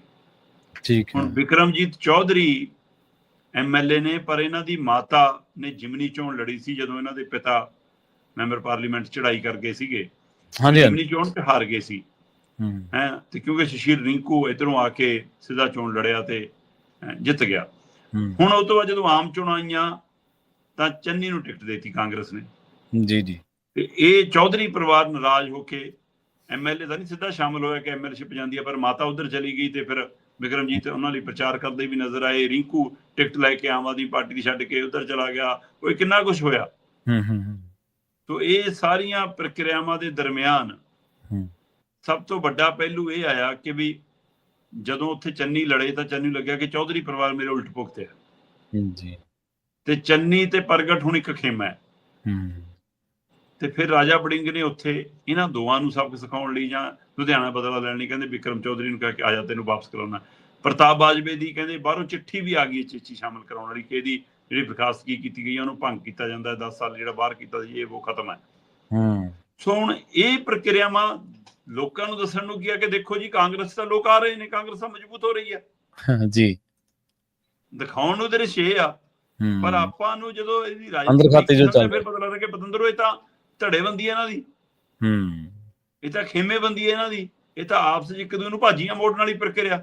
ਸਹੀ। ਫਿਰ ਜਿਹੜੇ ਚੱਲਦੀ ਚੋਣਾਂ ਦੇ ਦਰਮਿਆਨ ਇੱਕ ਦੂਜੇ ਦੇ ਬੰਦਿਆਂ ਨੂੰ ਤੋੜਨ ਦੇ ਵਿੱਚ, ਇੱਕ ਦੂਜੇ ਨੂੰ ਕਾਊਂਟਰ ਕਰਨ ਦੇ ਵਿੱਚ, ਵਾਪਸ ਲਿਆਉਣ ਦੇ ਵਿੱਚ ਲੱਗਣਗੇ। ਫਿਰ ਉਹ ਕਿਹੜਾ ਜਿਤਾਉਣ ਲਈ ਲੜੂਗਾ ਤੇ ਕਿਹੜਾ ਹਰਾਉਣ ਲਈ ਲੜੂਗਾ। ਤਾਂ ਬਈ ਜਿਮਨੀ ਚੋਣ ਇਹ ਤਾਂ 2027 ਦੀ ਗਰੰਟੀਆਂ ਮੰਨਣ ਲੱਗ ਗਏ ਹੁਣੇ। ਸਹੀ ਹੈ, ਪਤਾ ਆਏ ਖੜੇ ਹਾਂ, ਹੋਰ ਤਾਂ ਕੋਈ ਹੈ ਹੀ ਨਹੀਂ ਮੈਦਾਨ ਚ ਲੋਕਾਂ ਦਾ ਕਿ ਜੇ ਆਹੀ ਸਿਰ ਸਵਾਹ ਪਾਉਣੀ ਹੈ ਫਿਰ ਤਾਂ ਨਹੀਂ ਆਉਂਦੇ। ਤੇ ਜੇ ਜ਼ਿਆਦਾ ਤਜਰਬਾ ਚਾਹੀਦਾ ਤਾਂ ਭਾਈ ਭੁਪਿੰਦਰ ਹੁੱਡਾ ਨੂੰ ਜਾ ਕੇ ਪੁੱਛ ਲਿਓ। 2 ਵਾਰ ਆ ਹੀ ਰਿਹਾ ਸੀ ਉਹ, 2 ਵਾਰ ਤਾਂ ਉਹ ਸਰਕਾਰ ਬਣਾਈ ਗਿਆ ਸੀ। ਨਹੀਂ ਉੱਥੇ ਨਹੀਂ ਜਾਣਾ, ਕੈਪਟਨ ਕੋਲ ਚਲੇ ਜਾਓ। ਕੈਪਟਨ ਇੱਕ ਵਾਰ ਰਾਜਪਾਲ ਕੋਲ ਵੀ ਚਲਾ ਗਿਆ ਸੀ ਕਿ ਸਵੇਰ ਨੂੰ ਇੱਥੇ ਸਟੇਜ ਲੱਗੂਗੀ, ਇੱਥੋਂ ਮੈਂ ਮੁੱਖ ਮੰਤਰੀ ਦੀਆਂ ਪੌੜੀਆਂ ਚੜੂੰਗਾ, ਇੱਥੋਂ ਮੈਂ ਸਹੁੰ ਚੁੱਕੂੰਗਾ। ਤੇ ਸਵੇਰ ਨੂੰ ਨਤੀਜੇ ਕੀ ਆਏ ਸੀ। ਇਸ ਲਈ ਹਜੇ 2027 ਦਾ ਘਰ ਬਹੁਤ ਦੂਰ ਆ। ਜੀ। ਕਾਂਗਰਸ ਪਹਿਲਾਂ ਆਪਣੇ ਆਪ ਨੂੰ ਸੁਧਾਰੇ, ਫਿਰ ਪੰਜਾਬ ਦੇ ਬਾਰੇ ਦੱਸੇ ਕੀ ਕਰਨਾ। ਐਂ ਘਰੇ ਬੈਠੇ ਨਹੀਂ ਤਾਜ ਮਿਲਦੇ। ਬਿਲਕੁਲ ਸਹੀ ਹੈ। ਤੇ ਅਗਲੀ ਗੱਲ ਕਰੀਏ ਪੰਜਾਬ ਦੇ ਭੋਜਨ ਪਦਾਰਥਾਂ ਦੀ, ਕਹਿੰਦੇ 22% ਦੀ ਇਹਨਾਂ ਦੇ ਸੈਂਪਲ ਫੇਲ ਹੈ ਜੀ। ਪ੍ਰਵੀਨ ਜੀ ਬਿਲਕੁਲ, ਇਹ ਪਹਿਲਾਂ ਵੀ ਕਿੰਨੀ ਵਾਰ ਇਹ ਅੰਕੜੇ ਆਉਂਦੇ ਰਹੇ ਨੇ। ਇੱਕ ਵਾਰ ਫਿਰ ਦੁਬਾਰਾ ਤੋਂ ਜੇ ਆਪਾਂ ਸਾਲ 2024-25 ਦੇ ਬਾਰੇ ਨਾਲ ਗੱਲ ਕਰੀਏ ਤਾਂ ਫਿਕਰਮੰਦੀ ਵਾਲੀ ਗੱਲ ਹੈ ਕਿ ਭੋਜਨ ਪਦਾਰਥਾਂ ਦੇ 22% ਨਮੂਨਿਆਂ ਦਾ ਫੇਲ ਹੋਣਾ ਆਪਣੇ ਆਪ। ਤੁਸੀਂ ਇਹ ਦੇਖੋ ਕਿ 20,448 ਨਮੂਨੇ ਦੁੱਧ ਦੇ ਲਏ ਗਏ, ਜਿਨ੍ਹਾਂ ਚੋਂ 3712 ਦੁੱਧ ਦੇ ਨਮੂਨੇ ਵੀ ਫੇਲ ਹੋਏ। ਇਸੇ ਤਰ੍ਹਾਂ ਖੋਏ ਦੀ ਵੀ ਮਤਲਬ ਕਹਿੰਦੇ ਕਿ 26% ਤੱਕ ਖੋਆ ਜਿਹੜਾ ਉਹ ਫੇਲ ਹੋ ਗਿਆ ਹੈ ਨਾ। ਇਹ ਅੰਕੜੇ ਬੜੇ ਫਿਕਰਮੰਦੀ ਵਾਲੇ ਹੁੰਦੇ ਨੇ। 2021 ਤੋਂ 2025 ਤੱਕ ਪੰਜਾਬ 'ਚ ਕਹਿੰਦੇ 22,616 ਭੋਜਨ ਪਦਾਰਥਾਂ ਨਮੂਨੇ ਲਏ, ਜਿਨ੍ਹਾਂ 'ਚ 18% ਦੀ ਨਮੂਨੇ ਫੇਲ ਸੀਗੇ। ਇਹ ਪਿਛਲੇ ਜਦੋਂ ਆਪਾਂ ਮਿਲਾ ਰਹੇ ਹਾਂ ਤਾਂ ਘਟ ਰਿਹਾ। ਤਾਂ 2021 ਤੋਂ ਲੈ ਕੇ 25 ਤੱਕ 18% ਬਣਦੇ ਨੇ, ਪਰ ਜੇ ਇਕੱਲਾ 2024-25 ਦੇ ਲੈ ਲਈਏ ਫਿਰ 22% ਬਣਦੇ। ਇਹਦਾ ਮਤਲਬ ਅਸੀਂ ਅਜੇ ਵੀ ਸੁਧਰਨਾ ਨਹੀਂ ਚਾਹੁੰਦੇ। ਖਾਣ ਪੀਣ ਵਾਲੀਆਂ ਚੀਜ਼ਾਂ ਨੂੰ ਵੀ ਅਸੀਂ ਕਿਵੇਂ ਜ਼ਹਿਰੀ ਕਰਕੇ ਵੇਚਣਾ, ਇਹ ਕੋਈ ਸਭ ਤੋਂ ਹੀ ਸੁੱਖ ਲਵੇ ਇਹਦਾ ਮਤਲਬ। ਜੀ ਹੈ। ਸੋ ਇਹ ਅੰਕੜੇ ਬਹੁਤ ਫਿਕਰਮੰਦੀ ਵਾਲੇ ਨੇ। ਉਹ ਕਹਿੰਦੇ ਕਿ 2024-25 ਚ 22% ਮਤਲਬ 1628 ਨਮੂਨਿਆਂ ਚੋਂ 358 ਜੋ ਕਿ ਸਭ ਤੋਂ ਵੱਧ ਦਰ ਹੈ ਹੁਣ ਤੱਕ ਦੀ, ਉਹ ਫੇਲ ਹੋ ਗਏ। ਇਸੇ ਤਰ੍ਹਾਂ ਮਤਲਬ 2021 ਤੋਂ 2024 ਦਰਮਿਆਨ ਇਕੱਠੇ ਕੀਤੇ ਕਿ 20,998 ਦੁੱਧ ਦੇ ਨਮੂਨਿਆਂ ਚੋਂ ਵੀ 3712 ਮਾਪਦੰਡ ਦੇ ਅਨੁਸਾਰ ਨਹੀਂ ਨਿਕਲੇ, ਉਹ ਫੇਲ ਪਾਏ ਗਏ। ਫਿਰ 2023-24 ਚ ਖੁੱਲੇ ਦੁੱਧ ਦੇ ਵੀ 13.6% ਦੀ ਨਮੂਨੇ ਤੇ ਦੇਸੀ ਘਿਓ ਦੇ ਵੀ 21% ਨਮੂਨੇ ਫੇਲ ਹੋਏ। ਤੇ ਆਪਾਂ ਉਹ ਲੋਕ ਆ ਜਿਹੜੇ ਦੁੱਧ, ਘਿਓ, ਦਹੀਂ, ਲੱਸੀ ਨੂੰ ਸਭ ਤੋਂ ਵੱਧ ਮਾਨਤਾ ਦਿੰਦੇ। ਅਜੇ ਵੀ ਆਪਣੇ ਵਿਆਹਾਂ ਸ਼ਾਦੀਆਂ ਚ ਲੋਕਾਂ ਦੀ ਪਹਿਲੀ ਪਸੰਦ ਪਨੀਰ ਆ। ਸਹੀ ਗੱਲ। ਤੇ ਆਪਣੇ ਘਰਾਂ ਚ ਵੀ ਜੇ ਕੋਈ ਆ ਜਾਵੇ ਤਾਂ ਕਹਿੰਦੇ ਵੀ ਅੱਜ ਪਨੀਰ ਬਣਾਓ। ਤੇ ਪਰ ਜੇ ਬਾਜ਼ਾਰੀ ਦੁੱਧ, ਮੁੱਲ ਦਾ ਦੁੱਧ ਲਿਆ ਕੇ ਬਣਾ ਰਹੇ ਹੋ ਫਿਰ ਵੀ ਸਵਾਲ ਆ। ਤੇ ਜੇ ਆਪਣੀਆਂ ਹੀ ਮੈਸਾਂ ਗਊਆਂ ਦੇ ਟੀਕੇ ਲਾ ਕੇ ਦੁੱਧ ਲਿਆ ਰਹੇ ਹੋ ਤਾਂ ਵੀ ਸਵਾਲ ਆ। ਸੋ ਅਸੀਂ ਸੁਧਰਨਾ ਕਿੱਥੇ ਆ ਮੈਨੂੰ ਨਹੀਂ ਪਤਾ, ਕਿੱਥੇ ਜਾ ਕੇ ਗੱਲ ਰੁਕਣੀ ਆ। ਪਰ ਜਿਹੜਾ ਬਾਕੀ ਚੀਜ਼ਾਂ ਨੇ ਉਹਨਾਂ ਚ ਵੀ ਜਿਹੋ ਜਿਹੀ ਮਿਲਾਵਟ ਆ ਰਹੀ ਆ ਹੈ ਨਾ, ਚਾਹੇ ਉਹ ਕਿਸੇ ਵੀ ਤਰ੍ਹਾਂ ਦੀ ਚੀਜ਼ ਬਾਜ਼ਾਰ ਚੋਂ ਬਣ ਕੇ ਆ ਰਹੀ ਆ, ਜਿਹਦੀ ਗਰੰਟੀ ਹੋ ਨਹੀਂ ਗੀ ਤੁਸੀਂ ਕੀ ਖਾ ਰਹੇ ਹੋ ਕੀ ਨਹੀਂ। ਸੋ ਆਹ ਉਹਦੀ ਇੱਕ ਉਦਾਹਰਨ ਆ ਕਿ ਅਸੀਂ ਸੁਧਰਨ ਲਈ ਅਜੇ ਵੀ ਤਿਆਰ ਨਹੀਂ ਹਾਂ। ਜੀ ਬਿਲਕੁਲ ਬਿਲਕੁਲ। ਸੁਧਰਨ ਲਈ ਤਿਆਰ ਵੀ ਨਹੀਂ ਆ, ਨਾ ਆਪਦੇ ਪੱਧਰ ਤੇ, ਨਾ ਸਮਾਜਿਕ ਪੱਧਰ ਤੇ, ਨਾ ਸਰਕਾਰ ਪੱਧਰ ਤੇ ਕੋਈ ਹੀਲਾ ਨਜ਼ਰ ਆਉਂਦਾ ਤੁਹਾਨੂੰ ਮਿਲਾਵਟ ਤੋਂ ਬਚਣ ਦਾ, ਮਿਲਾਵਟ ਨੂੰ ਰੋਕਣ ਦਾ? ਦੀਵਾਲੀ ਵੇਲੇ 4 ਦੁਕਾਨਾਂ ਤੇ ਮਾਰ ਕੇ ਛਾਪੇ ਤੇ ਕਹਿ ਦਿੰਦੇ, ਪ੍ਰਭਾਵ ਸਿਰਜ ਦਿੰਦੇ, ਲਓ ਜੀ ਕਰਤੀ ਕਾਰਵਾਈ, ਤੇ ਉਹ ਨਹੀਂ ਬਾਅਦ ਦੇ ਨਹੀਂ, ਵਿੱਚ ਪਤਾ ਲੱਗਦਾ। ਹਾਂਜੀ, ਐਮਐਲਏ ਦੀ ਟਿਕਟ ਲੈਣ ਲਈ ਵੀ ਕਾਰਵਾਈਆਂ ਹੁੰਦੀਆਂ ਇੱਥੇ। ਹਾਂਜੀ, ਹਾਂਜੀ, ਬਿਲਕੁਲ। ਇੱਕ ਬੰਦਾ ਬੜਾ ਹਾਂਜੀ, ਹਾਂਜੀ, ਚੱਲ ਪਿਆ ਹਾਂਜੀ। ਸੀਗਾ ਘਲਾੜੀਆਂ ਕੱਲੀ ਨੂੰ, ਕਿ ਲੈ ਮੈਂ ਇੰਨੀਆਂ ਫੜ ਲਈਆਂ, ਧਾਕੜ ਇੰਨੀਆਂ ਫੜ ਅਫਸਰ ਲਈਆਂ, ਉਹ ਬਾਅਦ ਚੋਂ ਟਿਕਟ ਪਾਰਟੀ, ਨਹੀਂ ਮਿਲੀ, ਮੁੜ ਕੇ ਨਹੀਂ ਘਲਾੜੀ ਬੜੀ ਕੋਈ। ਹਾਂਜੀ, ਹਾਂਜੀ, ਦਲ ਬਦਲੂ ਸੀਗਾ ਉਹ, ਅਖੀਰ ਚ ਅਕਾਲੀ ਦਲ ਚ ਵੀ ਆ ਗਿਆ, ਉੱਥੇ ਵੀ ਨਹੀਂ ਗੱਲ ਬਣੀ। ਹਾਂਜੀ, ਤੇ ਜਾਂਦੇ ਜਾਂਦੇ ਗੱਲ ਕਰੀਏ ਸਮਾਰਟਫੋਨ ਦੀ। ਸਮਾਰਟਫੋਨ ਵਰਤਣ ਦੀ ਆਦਤ ਹੁਣ ਤਕਰੀਬਨ ਸਾਰਿਆਂ ਨੂੰ ਹੀ ਪੈ ਚੁੱਕੀ ਹੈ, ਬੱਚੇ ਤੋਂ ਲੈ ਕੇ ਬਜ਼ੁਰਗ ਇਸ ਪ੍ਰਭਾਵ ਤੋਂ ਬਚ ਨਹੀਂ ਸਕੇ। ਪਰ ਪੰਜਾਬ ਦੀਆਂ ਬੀਬੀਆਂ ਬਾਰੇ ਰਿਪੋਰਟ ਆ ਰਹੀ ਹੈ ਵੀ ਇਹ ਮੁਲਕ ਭਰ ਦੇ ਵਿੱਚ, ਪੂਰੇ ਭਾਰਤ ਦੇ ਵਿੱਚ ਤੀਜੇ ਨੰਬਰ ਤੇ ਨੇ ਸਮਾਰਟਫੋਨ ਵਰਤਣ ਦੇ ਮਾਮਲੇ ਦੇ ਵਿੱਚ। ਪ੍ਰਵੀਨ ਜੀ, ਦੇਸ਼ 'ਚ ਤੀਜੇ ਨੰਬਰ ਤੇ ਨੇ, ਪਰ ਪੰਜਾਬ 'ਚ ਬੀਬੀਆਂ ਬੰਦਿਆਂ ਤੋਂ ਵੀ ਮੂਹਰੇ ਨੇ। ਉਹ ਠੀਕ ਹੈ ਜੀ। ਇਹਦਾ ਮਤਲਬ ਇਹ ਨਹੀਂ ਹੈ ਕਿ ਬੰਦੇ ਘੱਟ ਵਰਤਦੇ ਆ, ਬੰਦੇ ਵੀ ਕਿੰਨੇ ਵਰਤਦੇ ਮੈਂ ਉਹ ਵੀ ਦੱਸ ਦਿੰਦਾ। ਹਾਂਜੀ, ਹਾਂਜੀ, ਜ਼ਰੂਰ। ਹਾਂ, ਇਹ ਰਿਪੋਰਟ ਬਕਾਇਦਾ ਤੌਰ ਤੇ ਕੇਂਦਰੀ ਮੰਤਰਾਲੇ ਦੇ ਹਵਾਲੇ ਨਾਲ ਇੱਕ ਹੋਈ ਸਰਵੇ ਚੋਂ ਨਿਕਲੀ ਹੈ। ਠੀਕ ਹੈ ਜੀ। ਔਰ ਇਹ ਸਰਵੇ ਦੱਸਦਾ ਹੈ ਕਿ ਦੇਸ਼ ਦੇ ਵਿੱਚ ਸਭ ਤੋਂ ਵੱਧ, ਜੇਕਰ ਔਰਤਾਂ, ਮੈਂ ਔਰਤਾਂ ਦੇ ਵਿੱਚ ਵੀ ਮੈਂ ਦੱਸ ਦਿਆਂ ਕਿ ਇਹ 15 ਤੋਂ 29 ਸਾਲ ਤੱਕ ਦਾ ਸਰਵੇ ਹੈ, ਨਾ ਕਿ ਬਜ਼ੁਰਗ ਦੇ ਹਵਾਲੇ ਨਾਲ, ਠੀਕ ਹੈ ਬਜ਼ੁਰਗ ਜੀ। ਔਰਤਾਂ ਜਾਂ ਬੱਚਿਆਂ ਦੇ ਹਵਾਲੇ ਨਾਲ, ਕੁੜੀਆਂ ਦੇ ਹਵਾਲੇ ਨਾਲ। ਹੂੰ, 15 ਸਾਲ ਤੋਂ ਜਦੋਂ ਬੱਚਾ ਜੋਵਨ ਰੁੱਤੇ ਪੈਰ ਰੱਖਣਾ ਸ਼ੁਰੂ ਕਰਦਾ ਤੇ 29 ਸਾਲ 30 ਸਾਲ ਤੱਕ ਜਦੋਂ ਸਿਖਰ ਹੁੰਦਾ, ਉਸ ਦੌਰ ਦੇ ਵਿੱਚ ਚੀਜ਼ਾਂ ਅਟਰੈਕਟ ਵੱਧ ਕਰਦੀਆਂ ਤੁਹਾਨੂੰ। ਸੋ ਹੂੰ, ਉਹਦੇ ਵਿੱਚੋਂ ਇਹ ਸਰਵੇ ਨਿਕਲਿਆ 15 ਤੋਂ 29 ਸਾਲ ਤੱਕ ਦੀਆਂ ਜਿਹੜੀਆਂ ਔਰਤਾਂ ਨੇ, ਬੀਬੀਆਂ ਨੇ, ਉਹਨਾਂ ਦੇ ਵਿੱਚ ਸਭ ਤੋਂ ਵੱਧ ਗੋਆ ਨੰਬਰ 1 ਤੇ ਆਇਆ, ਜਿੱਥੇ 100% ਔਰਤਾਂ ਸਮਾਰਟਫੋਨ ਵਰਤਦੀਆਂ ਨੇ, ਠੀਕ 15 ਹੈ ਜੀ। ਤੋਂ 29 ਸਾਲ ਵਾਲੀਆਂ ਮਤਲਬ। ਹੂੰ, ਦੂਏ ਨੰਬਰ ਤੇ ਮਣੀਪੁਰ ਆਇਆ, ਜਿੱਥੇ 97.9%, ਅੱਛਾ ਮਤਲਬ ਜੀ। ਲਗਭਗ 98% ਔਰਤਾਂ ਸਮਾਰਟਫੋਨ ਵਰਤਦੀਆਂ ਨੇ। ਤੀਜੇ ਨੰਬਰ ਦੇ ਉੱਤੇ ਪੰਜਾਬ ਆਇਆ ਜੀ, ਜਿੱਥੇ 96.7%, ਠੀਕ ਹੈ। ਲਗਭਗ 97% 15 ਤੋਂ 29 ਸਾਲ ਦੀਆਂ ਪੰਜਾਬ ਦੀਆਂ ਔਰਤਾਂ ਸਮਾਰਟਫੋਨ ਵਰਤਦੀਆਂ। ਇਹਦੇ ਤੀਜੇ ਨੰਬਰ ਤੇ ਹੈ ਦੇਸ਼ ਦੇ ਵਿੱਚ। ਪਹਿਲੇ ਨੰਬਰ ਤੇ ਗੋਆ, ਦੂਏ ਤੇ ਮਣੀਪੁਰ, ਤੀਏ ਤੇ ਪੰਜਾਬ। ਜੀ। ਪਰ ਇਹਨਾਂ ਦੇ ਵਿੱਚ ਜਦੋਂ ਇਹ ਜਿਹੜੀਆਂ 96.7% ਨੇ, ਇਹਨਾਂ 'ਚ ਜਦੋਂ ਸ਼ਹਿਰੀ ਔਰਤਾਂ ਦਾ ਰਿਕਾਰਡ ਕੱਢਿਆ ਗਿਆ ਤਾਂ ਸ਼ਹਿਰੀ ਬੀਬੀਆਂ 98.5% ਸਮਾਰਟਫੋਨ ਵਰਤਦੀਆਂ। ਉਹ ਅੱਛਾ ਜੀ। ਤੇ ਬੰਦਿਆਂ ਤੋਂ ਵੀ ਕਿਤੇ ਜ਼ਿਆਦਾ, ਬੰਦੇ, ਸ਼ਹਿਰੀ ਬੰਦੇ 94% ਵਰਤਦੇ ਨੇ। ਹੁਣ ਇਹਦਾ ਮਤਲਬ ਇਹ ਨਹੀਂਗਾ ਕਿ ਬੰਦਿਆਂ ਤੋਂ ਬਹੁਤ ਮੂਹਰੇ ਲੰਘੀਆਂ, ਬੰਦੇ ਵੀ 94% ਥੋੜਾ ਨਹੀਂਗਾ, ਬਹੁਤ ਹੈ। ਹਾਂਜੀ, ਹੈ ਹਾਂਜੀ। 94%। ਮਤਲਬ ਇੱਥੇ ਹਿਸਾਬ ਲਾ ਲਓ, ਉਹ ਇੱਥੇ ਨਿਆਣੇ ਨਾ ਰੋਈ ਜਾਣਗੇ ਕਿ ਜੀ ਮੇਰੇ 97.8 ਆਏ ਨੇ ਜੀ, 97.9 ਆਏ ਨੇ ਜੀ, ਜਾਂ 98% ਆਏ ਨੇ, ਬੱਚੀਆਂ ਖਾਸ ਕਰਕੇ। ਹਾਂਜੀ, ਹਾਂਜੀ। ਤੇ ਇੱਥੇ ਆਪਣੇ ਮੁੰਡੇ ਕਹਿੰਦੇ ਭਾਈ ਇੰਨੇ 'ਚ ਤਾਂ 3 ਜਣੇ ਪਾਸ ਹੋ ਜਾਂਦੇ ਆ, 33% ਦੇ ਹਿਸਾਬ ਨਾਲ। ਸੋ ਇਸ ਲਈ 94% ਵਾਲੇ ਆਪਣੇ ਆਪ ਨੂੰ ਖੁਸ਼ ਨਾ ਹੋਣ ਕਿ ਅਸੀਂ ਲੈ ਵੀ ਘੱਟ ਫੋਨ ਵਰਤਦੇ ਹਾਂ। 94% ਬਹੁਤ ਬੜਾ ਅੰਕੜਾ ਹੈ। ਪਰ 98.5% ਦੀ ਸ਼ਹਿਰੀ ਔਰਤਾਂ ਵੱਲੋਂ ਫੋਨ ਦੀ ਵਰਤੋਂ, ਸਮਾਰਟਫੋਨ ਦੀ 15 ਤੋਂ 29 ਸਾਲ ਲਈ ਹੋਣੀ, ਇਹ ਬਹੁਤ ਵੱਡੀ ਹੈ। ਪਰ ਪੇਂਡੂ ਵੀ ਇਹ ਤੋਂ ਕਿਤੇ ਪਿੱਛੇ ਨਹੀਂ ਹੈ। ਇਸੇ ਉਮਰ ਦੀਆਂ ਪੇਂਡੂ ਔਰਤਾਂ ਦੇ ਵਿੱਚ 93% ਦੇ ਕਰੀਬ ਅੰਕੜਾ ਹੈ, 91.2%। ਠੀਕ ਹੈ ਜੀ। ਇੱਥੋਂ ਹਿਸਾਬ ਲਾ ਲਓ ਕਿ 91.2% ਫਿਰ ਪੇਂਡੂ ਔਰਤਾਂ ਵੀ ਸਮਾਰਟਫੋਨ ਵਰਤ ਰਹੀਆਂ। ਸੋ ਇਹ ਜਿਹੜੀ ਪ੍ਰਕਿਰਿਆ, ਆਪਾਂ ਪਹਿਲਾਂ ਵੀ ਇਹਦੇ ਬਾਰੇ ਕਿੰਨੀ ਵਾਰ ਤਕਨੀਕ ਦੀ ਵਰਤੋਂ ਬਾਰੇ ਗੱਲ ਕਰ ਚੁੱਕੇ ਹਾਂ। ਮਾਹਿਰਾਂ ਦਾ ਮੰਨਣਾ ਹੈ ਕਿ ਜੇ ਤੁਸੀਂ ਵੱਧ ਸਮਾਂ ਸਮਾਰਟਫੋਨ ਤੇ ਬਿਤਾਉਂਦੇ ਹੋ ਤਾਂ ਤੁਹਾਡੀ ਰਾਤ ਦੀ ਨੀਂਦ ਖਰਾਬ ਹੁੰਦੀ ਹੈ, ਜਾਂ ਤੁਸੀਂ ਹੋਰ ਇਹੋ ਜਿਹੇ ਗੈਜਟ ਜਿਹੜੇ ਹੈ ਨਾ ਬਣੇ ਹੋਏ ਨੇ ਉਹਨਾਂ ਤੇ, ਸਕਰੀਨ ਵਾਲੇ ਜਾਂ ਕੁਛ ਵੀ, ਸੋ ਉਹਦੇ ਨਾਲ ਕਹਿੰਦੇ ਤੁਹਾਡੀ ਰਾਤ ਦੀ ਨੀਂਦ ਵੀ ਉੱਡਦੀ ਹੈ ਤੇ ਤੁਹਾਡੀਆਂ ਅੱਖਾਂ ਤੇ ਵੀ ਅਸਰ ਪੈਂਦਾ, ਤੁਹਾਡਾ ਮਾਨਸਿਕ ਮਤਲਬ ਕਿ ਤੌਰ ਤੇ ਦਿੱਕਤ ਵੀ ਵੱਧਦੀ ਹੈ, ਤੁਹਾਨੂੰ ਸੁਣਨ ਦੀ ਸ਼ਕਤੀ ਵੀ, ਥੋੜਾ ਚਿੜਚਿੜਾਪਣ ਵੀ, ਹੈ ਨਾ, ਤੁਹਾਡੇ ਅੰਦਰ ਸਹਿਣ ਸ਼ਕਤੀ ਵੀ, ਇਹ ਕਿੰਨੀਆਂ ਚੀਜ਼ਾਂ ਨੂੰ ਖੋਰਾ ਲੱਗਦਾ। ਪਰ ਅਸੀਂ ਇਹਦੇ ਇੰਨੇ ਆਦੀ ਹੋ ਚੁੱਕੇ ਹਾਂ, ਜਾਂ ਸਾਡਾ ਕੰਮਕਾਰ ਇੰਨਾ ਕੁਛ ਇਹਦੇ ਤੇ ਨਿਰਭਰ ਹੋ ਗਿਆ, ਇਹ ਤੋਂ ਬਿਨਾਂ ਹੁਣ ਐਂ ਲੱਗਦਾ ਕਿ ਜੇ ਬੰਦਾ ਫੋਨ ਛੱਡ ਵੀ ਦੇਵੇ ਤਾਂ ਲੱਗਦਾ ਆਪਾਂ ਹਾਜ ਹੋ ਗਏ। ਪਰ ਉਹਦੇ ਲਈ ਕੁਝ ਫਾਰਮੂਲੇ ਕੱਢਣੇ ਪੈਂਦੇ ਆ। ਸੋ ਆਪਾਂ ਤਾਂ ਫਾਰਮੂਲੇ ਕੁਝ ਕੱਢੇ ਵੇ, ਰਾਤ ਨੂੰ ਜੋ ਮਰਜ਼ੀ ਹੋ ਜਾਵੇ, ਸੌਣ ਲੱਗੇ ਸੁੱਚ ਬੰਦ ਕਰਕੇ ਹੀ ਸੌਣਾ, ਨੈਟ ਦਾ ਵੀ, ਫੋਨ ਦਾ ਵੀ, ਹੈ ਨਾ। ਜਾਂ ਆਪਾਂ ਹੁਣ, ਮੈਂ ਤੈਅ ਕਰ ਰਿਹਾ ਕਿ ਮਹੀਨੇ 'ਚ ਇੱਕ ਦਿਨ ਘੱਟੋ ਘੱਟ ਨਾ ਫੋਨ ਵਰਤਣਾ, ਨਾ ਜ਼ਬਾਨ ਵਰਤਣੀ, ਇੱਕ ਦਿਨ ਚੁੱਪ ਰਹਿਣ ਦੀ, ਇੱਕ ਦਿਨ ਦੀ ਪ੍ਰਕਿਰਿਆ ਪੂਰੇ ਦਿਨ, ਤੇ ਮਹੀਨੇ 'ਚ 2-3 ਦਿਨ ਪੂਰੀ ਤਰ੍ਹਾਂ ਫੋਨ ਦੀ ਵਰਤੋਂ ਹੀ ਨਹੀਂ ਕਰਨੀ। ਫੋਨ ਘਰੇ ਛੱਡੋ, ਚਾਹੇ ਬੰਦ ਕਰੋ ਉਹਨੂੰ, ਮਹੀਨੇ 'ਚ 3 ਕੁ ਦਿਨ ਅਜਿਹੇ ਹੋਣ। ਹਾਂ, ਉਹ ਕਰਨੇ ਜ਼ਰੂਰ ਛੁੱਟੀ ਵਾਲੇ ਦਿਨੇ ਪਿਆ ਕਰਨੇ ਆ, ਤਾਂ ਕਿ ਕੰਮਕਾਰ ਜਿਹੜਾ ਹੈਗਾ, ਆਪਣੀ ਡਿਊਟੀਆਂ ਤੇ ਕੋਈ ਵਿਘਨ ਨਾ ਪਵੇ, ਆਪਾਂ ਆਪਣੀ ਜ਼ਿੰਮੇਵਾਰੀਆਂ ਤੋਂ ਕੋਈ ਵਿਘਨ ਨਾ ਪਵੇ, ਉਹਨੂੰ ਧਿਆਨ 'ਚ ਰੱਖਾਂਗੇ। ਪਰ ਇਸ ਲਈ ਜਿੰਨਾ ਸਮਾਂ ਵੀ ਸਾਡੇ ਕੋਲ ਹੈਗਾ, ਉਹਦੇ ਵਿੱਚੋਂ ਅਸੀਂ ਕਿੰਨਾ ਸਮਾਂ ਇਹ ਤੋਂ ਦੂਰ ਰਹਿ ਸਕਦੇ ਹਾਂ, ਉਹਦੇ ਵੱਲ ਨੂੰ ਵੀ ਸਾਨੂੰ ਹੁਣ ਤੁਰਨਾ ਪੈਣਾ। ਇਹ ਮੋੜਾ ਬਹੁਤ ਜ਼ਰੂਰੀ ਹੈ। ਨਹੀਂ ਬਿਲਕੁਲ ਜੀ, ਦੇਖੋ ਆਦਤਾਂ ਤੇ ਕਾਬੂ ਪਾਉਣਾ ਪੈਂਦਾ ਨਾ। ਗੰਦੀਆਂ ਆਦਤਾਂ ਆਪਾਂ ਨਿੱਕੇ ਹੁੰਦੇ ਵੀ ਤਾਂ ਛੁਡਵਾਉਂਦੇ ਰਹੇ ਆਪਾਂ ਨੂੰ ਘਰ ਦੇ, ਤੇ ਇਹ ਜੇ ਲੋੜੋਂ ਵੱਧ ਆ ਕੁਛ ਵੀ ਮਾੜਾ, ਲੋੜੋਂ ਵੱਧ ਬਿਲਕੁਲ ਭੋਜਨ ਵੀ ਲੋੜੋਂ ਵੱਧ ਮਾੜਾ, ਜੇ ਬਾਹਲੀਆਂ ਗੱਲਾਂ ਤਾਂ ਬਿਲਕੁਲ ਦੂਰ ਦੀ ਗੱਲ ਹੈ ਜੀ। ਸ਼ਰਮਾ ਜੀ, ਇਹਨਾਂ ਖਾਸ ਖਬਰਾਂ ਤੇ ਖਾਸ ਜਾਣਕਾਰੀਆਂ ਦੇ ਲਈ ਤੁਹਾਡਾ ਬਹੁਤ-ਬਹੁਤ ਧੰਨਵਾਦ ਜੀ। ਬਹੁਤ ਸ਼ੁਕਰੀਆ ਭਾਜੀ। ਸਤਿ ਸ਼੍ਰੀ ਅਕਾਲ ਜੀ। ਪ੍ਰੋਗਰਾਮ ਖਬਰ ਤੇ ਨਜ਼ਰ ਨੂੰ ਆਪਾਂ ਇੱਥੇ ਹੀ ਸਮਾਪਤ ਕਰਾਂਗੇ। ਤੁਹਾਡਾ ਸਾਰਿਆਂ ਦਾ ਬਹੁਤ ਧੰਨਵਾਦ। ਸਤਿ ਸ਼੍ਰੀ ਅਕਾਲ। ਜੁੜੇ ਰਹੋ ਪੰਜਾਬੀ ਰੇਡੀਓ USA ਦੇ ਨਾਲ।